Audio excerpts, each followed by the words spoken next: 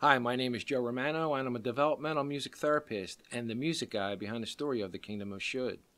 And Joe, how did you come up with the idea for the soundtrack for The Kingdom of Should? Well, Joni Rayner, the chief story writer, and I were talking about coming up with this idea, and what intrigued me the most was if I could use a soundtrack designed from the music that I use with the kids that I work with that are on the spectrum. I thought that would be something different, something unique. So every note, chord structure, rhythmic pattern, and melody that I use with these children in my sessions was incorporated as the soundtrack for The Kingdom of Should.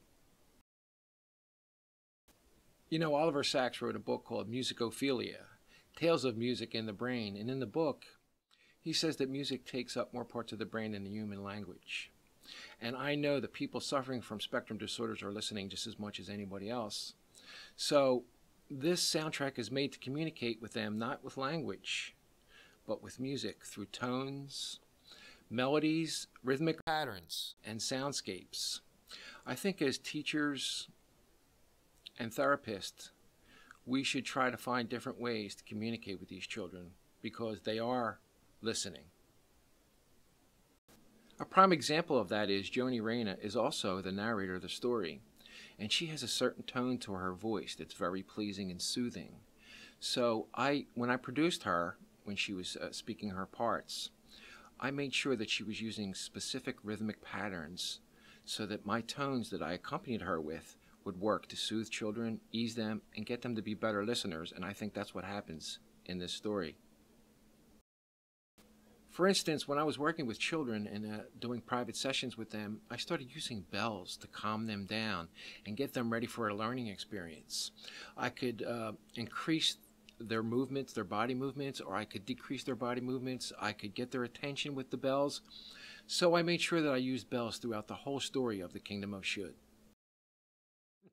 How do you relate to the characters in this story? Well, I think all the characters have situations that the three writers of the story have. We've all had certain vision problems. And for instance, Lester, he's a character in the story that has a lazy eye, and he's constantly being teased and bullied throughout the whole story. And as a child, the same thing happened to me. I had a lazy eye, and I was constantly being bullied and teased about it. So I wanted to make people aware of that situation and ways to find that you can help the children along the way if that's happening to them. And I think that's what the story talks about. So the characters are kind of related to Joan Rayner, Steve Gallup, and myself. I think that really works through the whole story. So Joe, why was vision training, and behavioral optometry so important to the story? Well, I think people that are suffering with spectrum disorders quite frequently have visual processing problems. And sometimes they can't tell you about those things. So that leads to frustrations and anxiety. So that's another reason why it was so important for me. The other thing is that I wanted to talk about in the story how it's so important to learn how to prioritize what you see, what you need to react to first, second, third, fourth, and fifth. And I think we talk a little bit about that. And the story reflects the situation that behavioral optometry can help your child with their brain and their eyes working together as a team. And can you tell us who were your influences in developmental music therapy? I think my influences have come from behavioral optometrists, actually, doctors that are actually working with children that are on the spectrum. I've been fortunate enough to be invited to some of their functions. They invited me to speak at 2 different Mid-Atlantic conferences on vision and the Skeffington Symposium on vision. And also I've been invited to go back to what they call their bull sessions. And so I'm around them quite frequently and I'm listening to what they have to say. And it's very important, and I use what they have to say in the work that I do. For instance, Dr. Greg Kitchener is a very influential doctor, and when he talks, other people listen.